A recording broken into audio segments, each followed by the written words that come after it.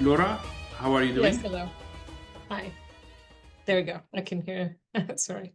Laura, thank you so much for joining us today on such a short notice. So we're still helping some of our friends to join our weekly meeting.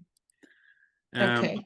Our audience are from different parts of the world. They're from the US, UK, Europe, and some are here also from Palestine and Israel. Some of the people who are joining us also from Jerusalem. Okay. We also have Holland and France and so on. So please, it's just difficult to mention every country Yeah. and so on. Okay, no problem. So just a reminder for our audiences, if there's new people who are joining us today, these meetings get recorded because not everybody who wants to see them ends up seeing them. They are able to do it this time. So if you have a problem of being showed, your camera, you don't want to be seen in a recorded video, just switch off your camera feed. Laura, you're joining us from Jerusalem? That's right. Yes. That's right. Nice. Today, I don't know if it's for the people who are not in Jerusalem. Today we haven't had so much rain this winter, but today we've had some rain in Jerusalem.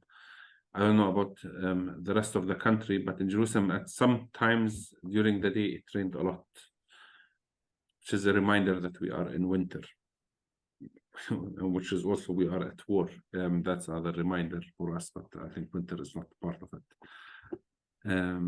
There's so many things taking place in the world, sadly, but also here in Palestine, Israel.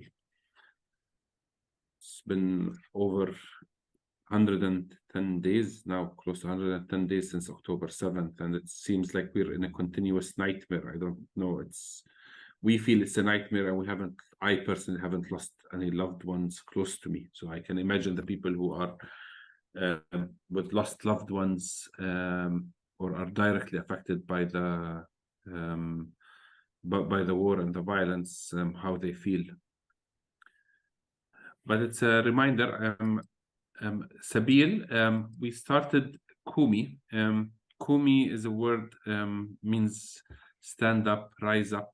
I think it's close to Hebrew. I don't speak Hebrew, unfortunately, but I speak Arabic, and it's also an Aramaic word. It was also mentioned that Jesus mentioned it in the Bible, but in Hebrew, it's also like Kumi.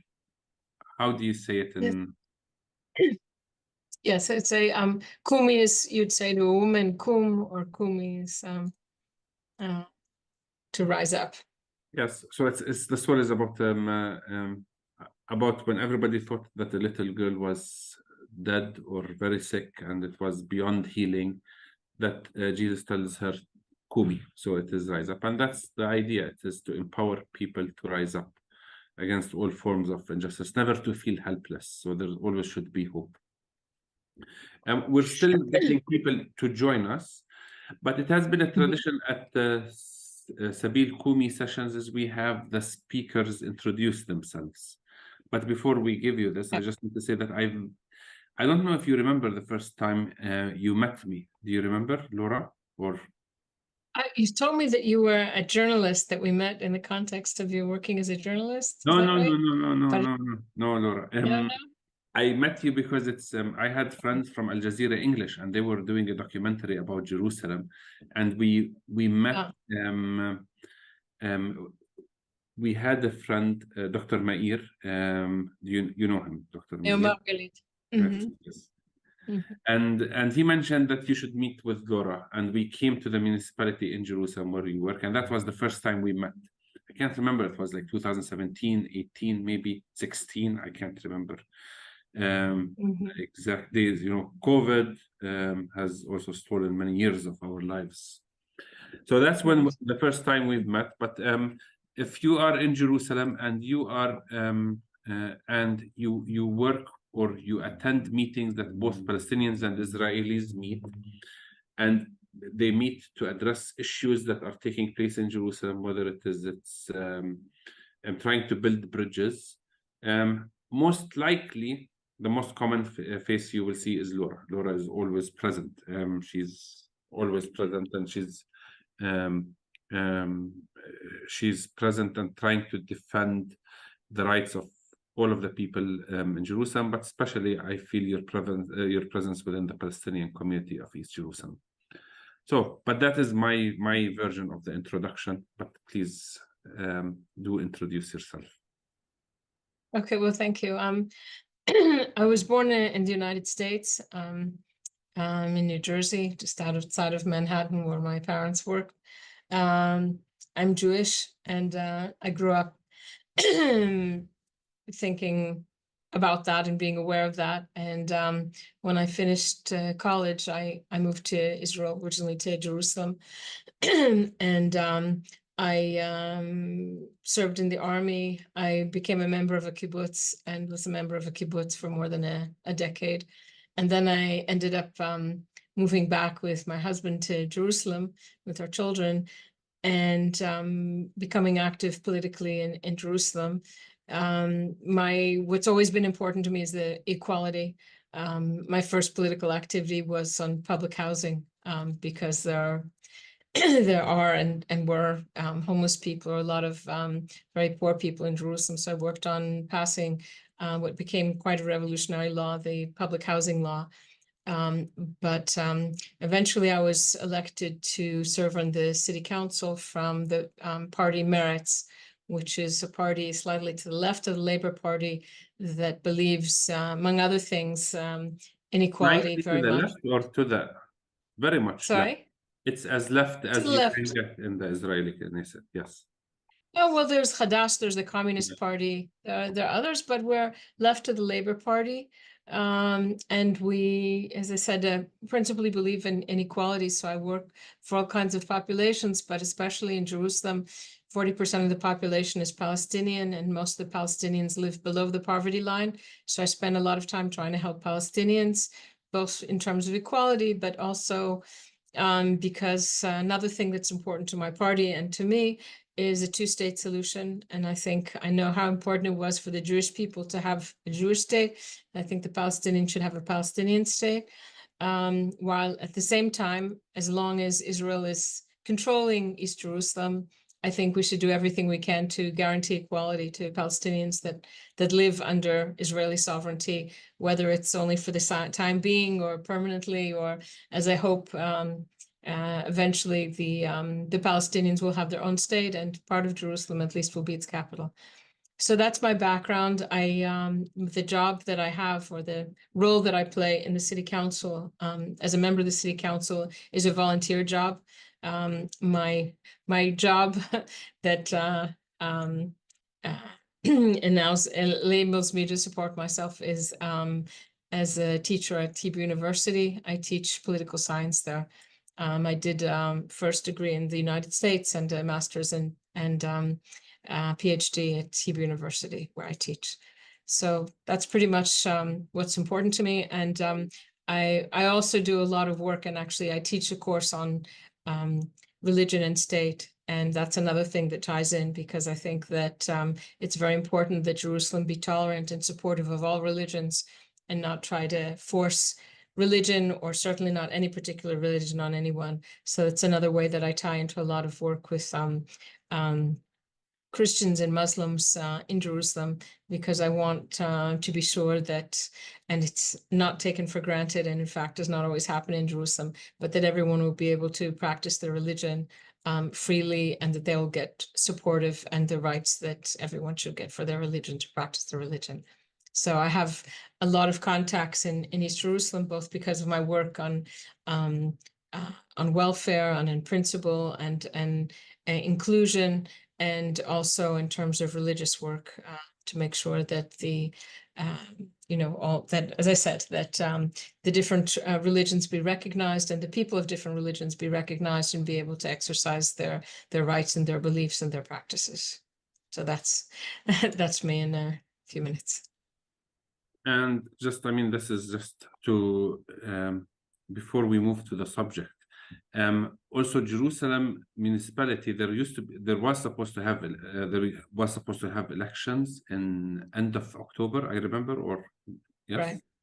but they have been postponed first to the end of January, and now they're postponed till the end of February, correct? That's right. That's right. Actually, in part because my party, I am a representative of Meretz now, but I've joined a kind of a bloc of liberal left and central parties, 4 different parties. We've joined together, and we appealed to the Supreme Court to ask that the elections be postponed, because we said you can't have elections when so many people are drafted or mourning, or not focusing on the issues of the regular issues that the elections would be decided upon. So as of now, the elections will be on the 27th of February rather than as they were supposed to be on the 31st of October. And just for people who are not aware, so Jerusalem, I mean, after 1967, after the war of 1967, Israel, with the occupation of the West Bank and Gaza, annexed East Jerusalem and made East Jerusalem and West Jerusalem as one. And for the people who know Jerusalem, the wall that surrounds Jerusalem is not exactly the borders of the municipality. So when we talk about Jerusalem, it's a bit complicated, because for the Jerusalem municipality, there are certain borders. There are borders of the historical Jerusalem before 1948, at least, which was much smaller than Jerusalem today. I think Jerusalem is the biggest city in Israel and in Palestine. By far. By far.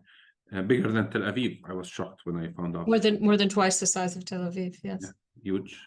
And Tel Aviv is huge. So the Palestinian boundaries of Jerusalem are different from the boundaries of the Israeli municipality of Jerusalem, and are different from the borders of the Jerusalem, or I mean, it is the wall that surrounds Jerusalem, the greater Jerusalem. And I think the borders keep shifting, so it depends on whom you're speaking about, you're speaking with, and at what time we are.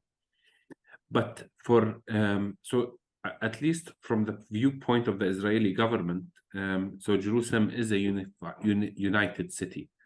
However, it's also a very divided city. That's why Jerusalem is always in the news. So what are the responsibilities? So when we talk about, before we speak about the municipality work, how difficult is it between West Jerusalem and East Jerusalem when it comes to the responsibilities? Are the same services, at least theoretically, and actually being provided to both sides of the city?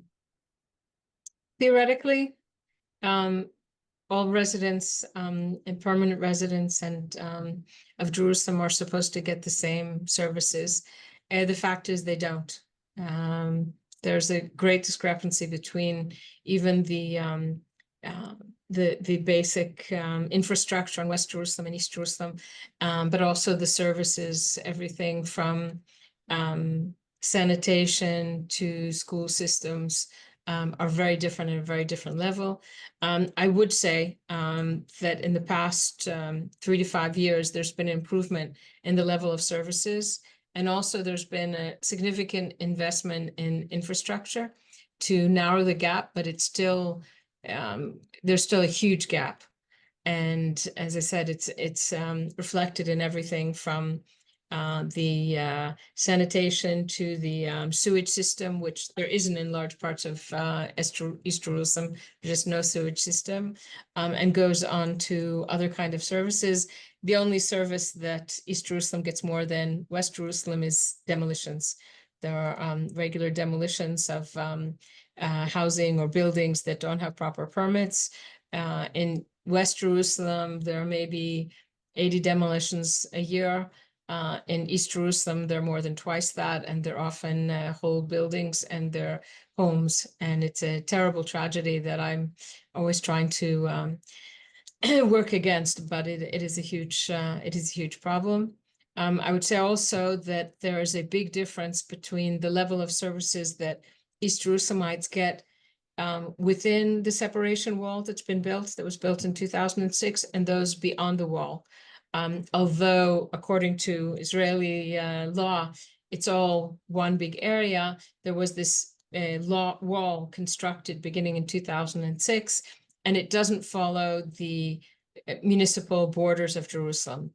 And even in the national project that was called 3790, a big, very important government decision to start investing more in infrastructure and schools in East Jerusalem, until this year it's supposed to change, the investments were only in the parts of East Jerusalem that were on the inside of the wall. And the ones farther out were not. I would just mention that one of the many problems historically was that when in 1967 the war broke out, it was actually begun by the Jordanians in Jerusalem. Israel annexed a huge amount of land. The site Jerusalem more than doubled. It not only included Jordanian Jerusalem, but included about 28 villages, and they were the infrastructure there was much more poorer. That was much poorer than in Jordanian Jerusalem. But you would think that after 56 years, almost 57 years of Israeli control of East Jerusalem, that those gaps would have narrowed, and they have not very much, only in the last few years. And when we talk about East Jerusalem from a perspective, because it's so when we use this terminology, we use it according to international law. West Jerusalem is what the Jerusalem part that was that became part of Israel in 1948, and East Jerusalem is 1967. But also today there are many neighborhoods, or there are many settlements in East Jerusalem neighborhoods. But so that geographically that still is part of East Jerusalem, but in the municipality, do you use this terminology of West Jerusalem, East Jerusalem? Yes, it is used, and I always say that it's the wrong term, because we have, as you said, in the land that was not built on in East Jerusalem, there's a whole lot of agriculture in East Jerusalem. Israel has built whole neighborhoods. Choma, it's called, Gilo, huge neighborhoods of tens of thousands of Israelis, and they're actually in East Jerusalem. That is, they're beyond the Green Line. They are in East Jerusalem, but the code word is to say East Jerusalem when you mean Palestinian. So there are Israelis who live in East Jerusalem, but they're talked about as if they're in West Jerusalem. And that's just, kept as it is, although it's a misnomer. Actually give a lecture about all the misnomers in the name, because it's not, there are a lot of Israelis living in East Jerusalem, which incidentally is part of the violation of international law, because you're of course, a country that conquers territory is supposed to hold on to that territory and develop it for the people that live there, but is not supposed to transfer its own citizens into the land that's been conquered. We've had like one of the earlier questions. There's a number of questions, and we're not going to be able to go through them. But one of the questions, because it is related to the elections. So in the elections, my understanding, everyone who is in Jerusalem, whether you're Palestinian settler or from West Jerusalem, you're able to vote, correct? Mm-hmm. Yes. Officially, anyone that has a blue identity card that is either a permanent resident or citizen can vote. Unfortunately, historically, East Jerusalemites or Palestinians, permanent residents, don't vote in the elections. In the last election, there was about 1.5%, and that's been true for the last couple of decades, that they almost don't vote. And that, incidentally, is the reason why they're not represented, one of the reasons why they're not represented in the city council at all. My party has tried to get Palestinians to run with us and so forth, but to date there has never been a Palestinian or permanent resident who has sat on the city council. That's one of the reasons why I spend a huge amount of time dealing with matters of East Jerusalem, because East Jerusalemites don't vote. And Palestinians, I mean, Palestinians have decided for many years, although there has been some attempts where there were certain times historically that the Palestinians have used the elections earlier as a way to get the rights to get representation at the municipality council.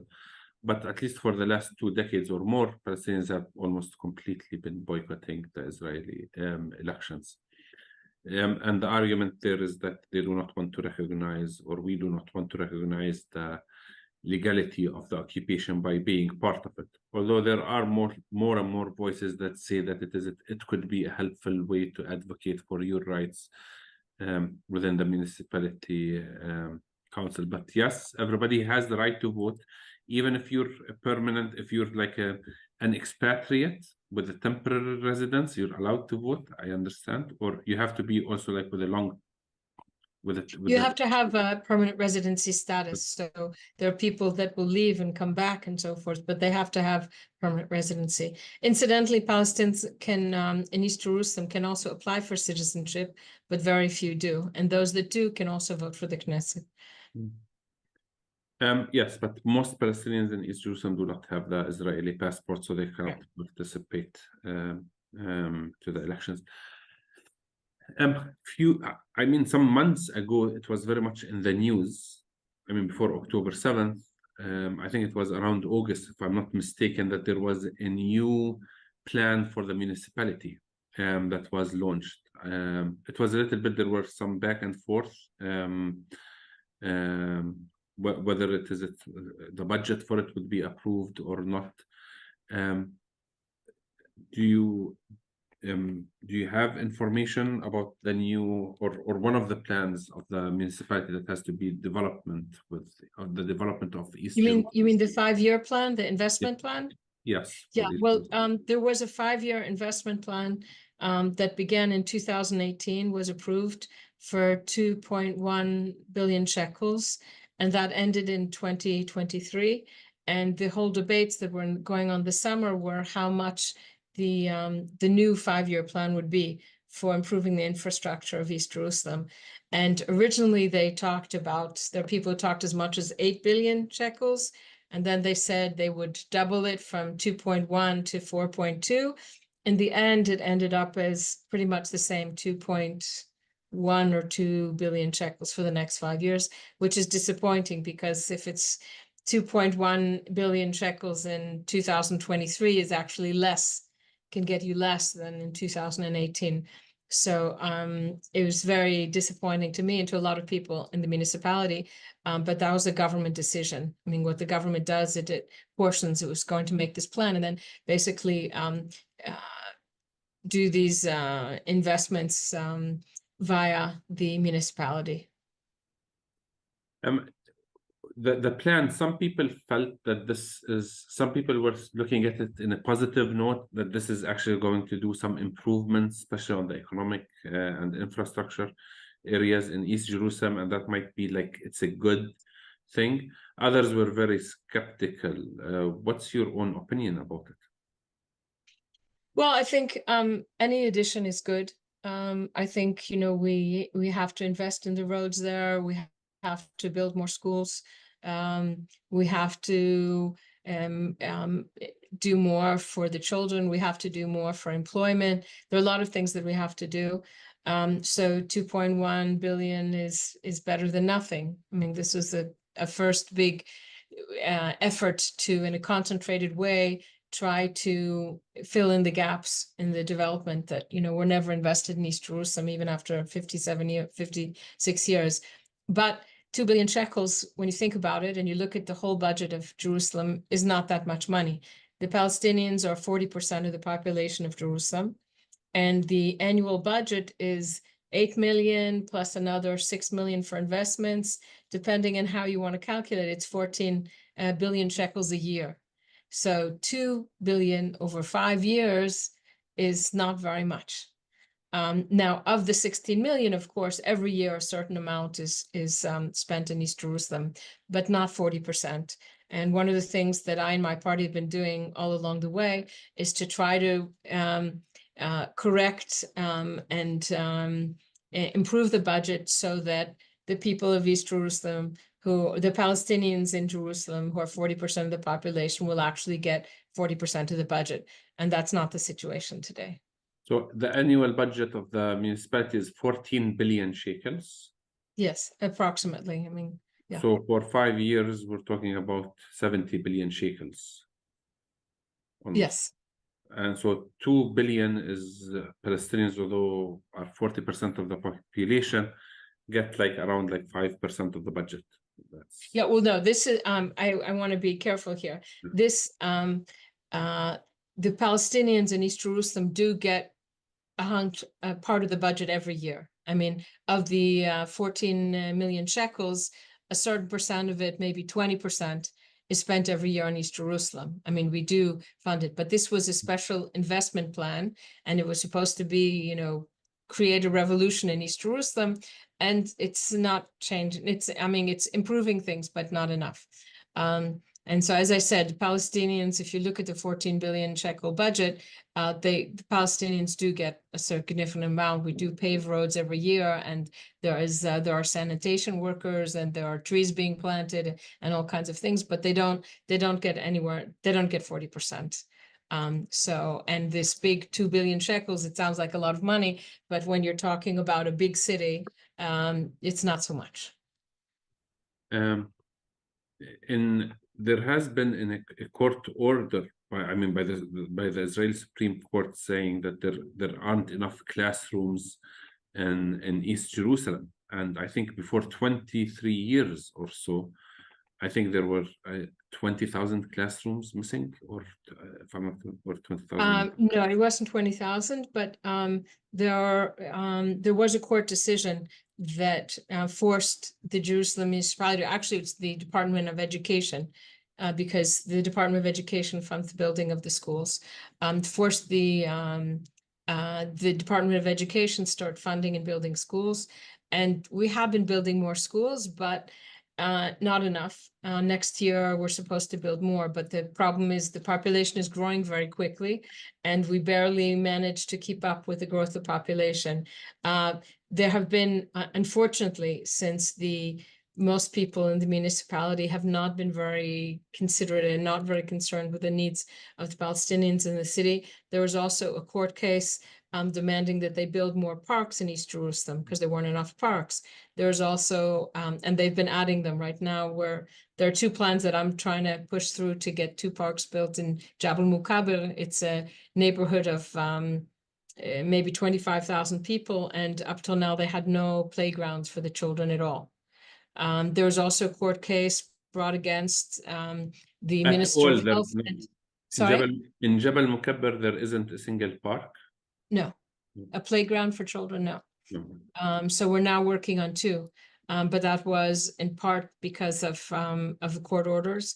And there's also a case brought against the Ministry of Health and the municipality because there was a lack of what are called tipot chalav, mother and child clinics, which they have all over Jerusalem.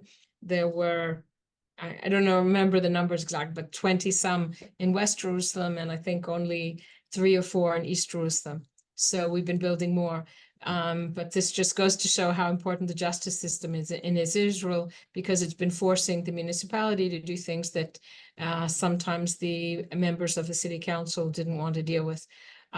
So there is an improvement, but these are just 3 examples of things where there's a real lack of investment and lack of attention to the population of East Jerusalem, which is in part because they started off, you know, there were little farm villages as compared to what would be the capital of Israel, but still, after 56 years, you would have expected they would have narrowed the gap, and it hasn't been narrowing fast enough. So but also I think the Orthodox Jewish community in East Jerusalem, they also have a very high growth. Do they have the same problem when it comes to the education or classrooms? Or they also actually are short of classrooms. And there's also a court case about that they didn't have enough classrooms there, but they're slightly more missing in East Jerusalem. And also there are all kinds of ways in which the municipality helps the ultra-Orthodox community that it doesn't and can't help the Palestinian community. For example, the municipality has buildings that its property, so it can allocate buildings and turn them into schools. for ultra-Orthodox children. It does that all the time. Whereas in East Jerusalem, the city has no property almost. So it sometimes rents out buildings and then it works out not very well. They've, in many cases, rented apartment buildings and tried to turn them into schools, and doesn't work very well. But so there are problems as well with all the children in the ultra-Orthodox community, but the municipality has been doing better at solving those problems than it has for the Palestinians. And you mentioned that that the Supreme Court, I mean, it's interferes. How, like, who raises these claims? Like when it comes to the municipality, let's say that there is somebody wants to like within the case of building new schools, is it human rights activists, individuals, lawyers, organizations? All kinds of things. Sometimes it's a party, like people from my party. Sometimes it's people from East Jerusalem. Sometimes it's lawyers. There are a number of lawyers who have been very helpful in these cases. All different kinds of groups. There's something called the Association for Civil Rights in Israel that's been very active, and they've had a number of lawyers who spend a lot of time on the case of the school system and the classrooms. But I have a friend who's a lawyer who's now a member of the city council, actually, and I'm running with him, who brought the case about the playgrounds, that there are no playgrounds for children in many neighborhoods in East Jerusalem. So there are all kinds of possibilities. If anyone here wants to come and help, there are a lot of other things that we want to bring to trial to force the the various government bodies and the municipality to fix. I don't know if we have any lawyers. You're always welcome to come and I don't know. Does it has to be an Israeli lawyer to file a court, to go to court? No, I think not. It can be Palestinian also or someone else, but also if anyone has any ideas, there's the things about the playground someone brought to my attention. So if anyone has ideas, you can ask someone how to contact me, and I'll happy to try to bring it up, because it's an ongoing fight to try to approach equality, let's say. I mean, when we speak about equality, one of the major issues of East Jerusalem is home demolitions. And the logic, at least, there's two kinds of home demolitions. One is done, or there's a number of reasons behind home demolitions. The most prominent, I mean, sometimes it is done as a collective punishment if somebody commits a crime of violence or is engaged with any form of violence against the state or any Israelis. But most of it is because people they build without a building permit, or they violate building regulations. In many places in Israel, the government, or there's big building projects, settlements, or whatever it is called, or housing projects and so on. Is there anything that has been done or being planned for the Palestinian community, which is a growing community, as you've mentioned? Is there a place like for housing so that people don't have to resort to illegal building? Or well, there are two different subjects here. One is about the illegal building. The problem is that again, in 1967, East Jerusalem didn't have, or a lot of what is now considered East Jerusalem didn't have neighborhood building plans. The Jordanians worked otherwise, and Israel didn't recognize the plans. And it is only in the last 5 years, and actually only the last 2 years, that we started working on it, in the last 2 years, that we've gotten approved neighborhood plans that enable a person to get a permit, because you can only get a permit if there's a plan and then your house fits into the neighborhood layout. And that has been hugely lacking. And that, I hope, is starting to be fixed. There are a number of neighborhoods, Isawiya, I think Jabal Mukaber, parts of Beit Hanina. The city has approved building plans, neighborhood plans, and then individuals can come and get approval for their building. Now, about the government building, the thing is that the government builds on land that belongs to it, and the government, as I mentioned, doesn't have land in East Jerusalem. Where it does have land, we have been arguing that the government should be building them. For example, in the area. Those of you who know Jerusalem, Atarot, there the government has land and they're planning a neighborhood. And one would think that it would be a neighborhood built for Palestinians because it's right next to Kfar Ekev and a lot of places where there's a terrible lack of building. As of now, the government, the city are planning to build a neighborhood there for ultra-Orthodox. How do I know it's going to be for ultra-Orthodox? Because A, it says that. B, they have already filled in the neighborhood plan how many ritual baths and how many synagogues they want to build there. That is a terrible problem, and I think that should be argued, That's in and it Atarot. may reach court because, as I said, if they're taking the land in all the years since 1967, in all the building that Israel has done in Jerusalem, it hasn't built any neighborhoods for Palestinians. Because I mean, it's in a way the logic or of the Jerusalem municipality says that we don't have any land in East Jerusalem. However, East Jerusalem is filled with mega settlements. Mm-hmm.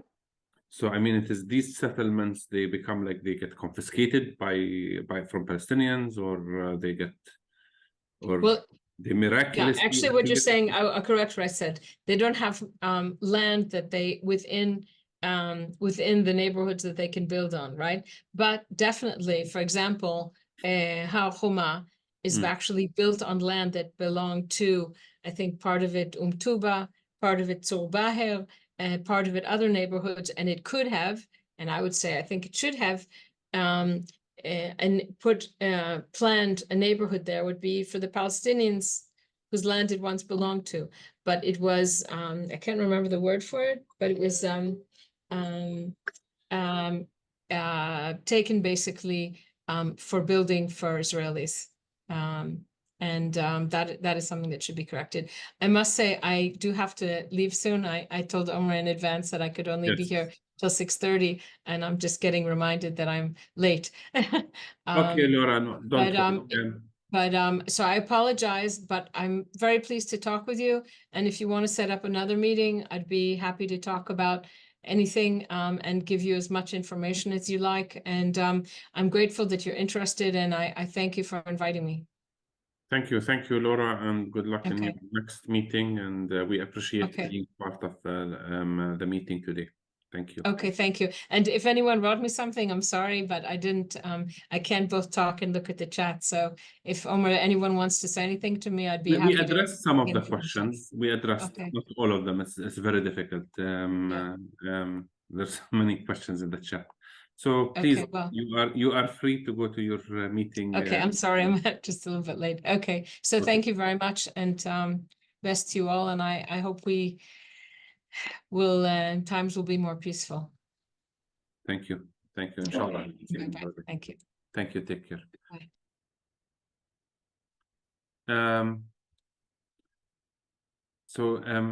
So Laura, who's part of the municipality council, which is there's aims to have from the Israeli Jerusalem council, who also govern occupied East Jerusalem. Her term has finished, but there has been an extension until the end of February, where her next election are. She is from the minority of the left wing. From Meretz. Sadly, Meretz is a very pro-peace group inside Israel. Sadly, they failed to get a seat in the last Israeli Knesset elections. So that was sad news, because usually Meretz are the more pro-human rights, and they share many of the languages of human rights and equality with many of the Palestinian civil society organizations. But we're going to be having multiple meetings. We thought that it would be nice to have also somebody who works from the municipality and can give us a different perspective. In previous meetings, we've had human rights organizations that have spoke about the situation in occupied East Jerusalem and all of the violations that take place and the discrimination. And I think most of you are already very aware of what is taking place.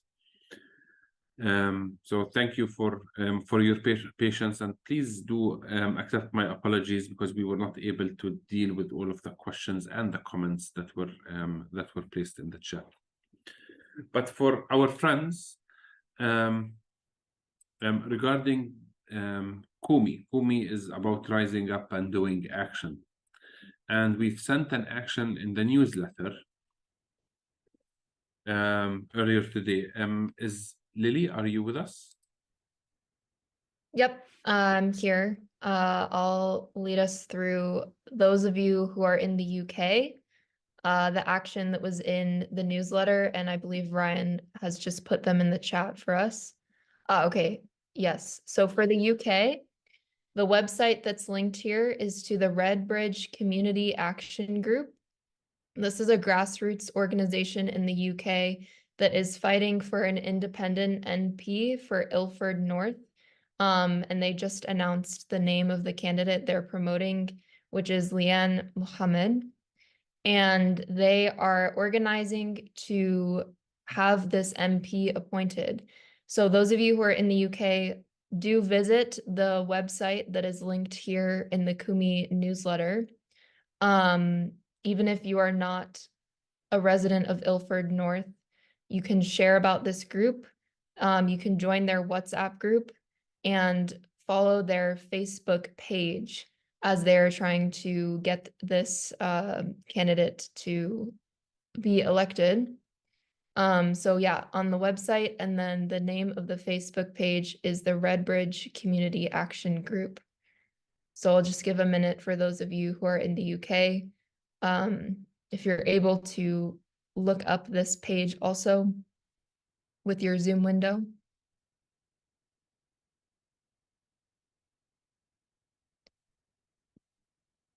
And then if Carla is on the call briefly to explain the action for Canadian citizens. Sure, yes, I'm here. Did you want me to wait a moment or go ahead? I think go ahead, because then UK's people can work on this while people in Canada can work on this. All right. So if you follow the link in the chat or from the Kumi Action page, in both places, you can find the link to the petition. This is a parliamentary petition to call for an arms embargo against Israel. It's supported by Heather McPherson, who's an NDP MP from Edmonton, who recently just came back from, she went on a delegation to the West Bank actually to see and understand the situation there. So you click through, you enter your information. You do have to be a resident or citizen of Canada. There's required fields for Canadian addresses, and make sure you check your email, because after you click yes on the petition, it sends you an email that you need to click to confirm. Otherwise, your response won't be registered. So you can follow the prompts on that to fill out this parliamentary petition. Thank you. Thanks, Carla. And then at this time, we want to continue to address the court hearing in the International Court of Justice. While the judges have yet to make their decision, we have the emails listed in our newsletter and on the Kumi Now action page. And there is also a link to a Reddit page with a sample letter that can be written to the judges for anyone from any country to write to them expressing your support for the case in South Africa, and to copy and paste each of these individual emails and send those using the script provided. I also have another sample letter that I will copy and paste into the chat now that has been updated with the most recent numbers. Are people able to have the email lists in front of you of the ICJ judges? Do people have this? Do you see it? Okay. So I'm going to put in the chat, because the Reddit page is difficult to access. I think it requires you to have an account to see it. So in two parts. I want to copy and paste this.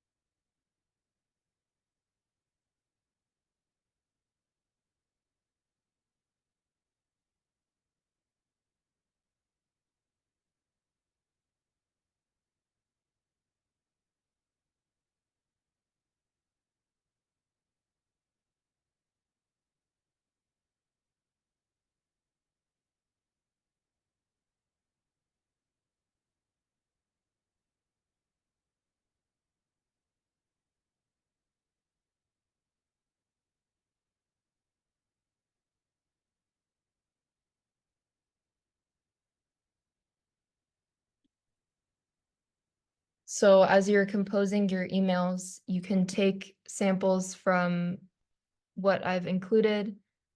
You can amend it, obviously, and then sign with your name, the country that you're from, as we're sending it in, with the world's call for a ceasefire for the ICJs to support. So we'll now give you all some time to fill out and send these emails. And if there are any issues, you can let us know in the chat.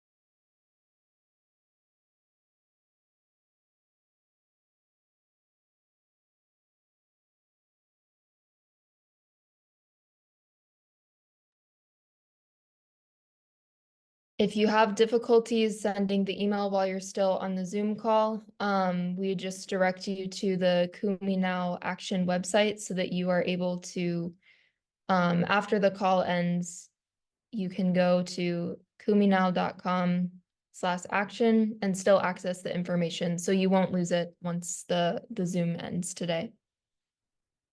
Okay, hope that's going well for everyone, and please feel free to continue after the call.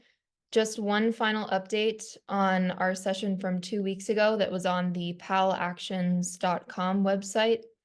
If anyone has events that you know of that are happening in your local communities, in your countries, please continue to upload the events to that website. Or if you're struggling to upload them yourself, you can send them to us at Sabeel, and we will upload the event for you. If you just send us a link to the Facebook page or the information about the event, you can send to this email and we will upload to the page.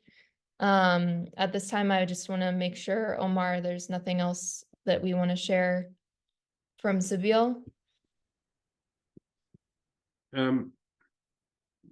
No, I think that's fine, Lily.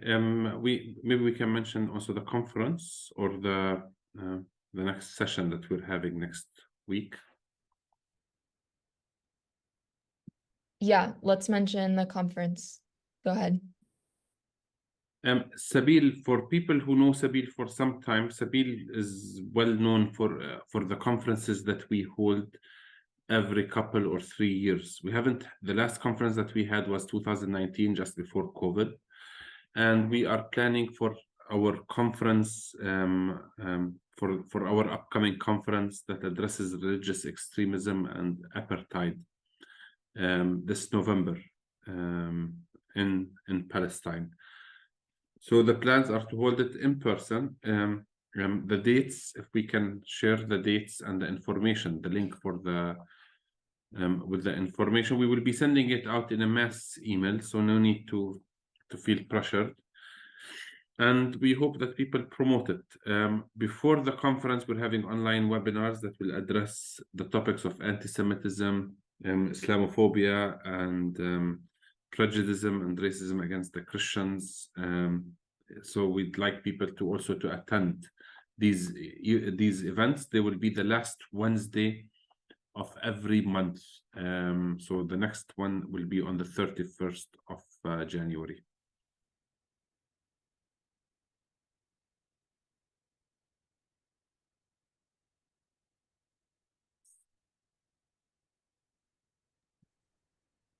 I think that's everything from us tonight. So thank you all for participating and listening and sharing the actions. Continue to write to your local representatives and call for a ceasefire, and continue these actions and be on the lookout for information for next week. Thank you all.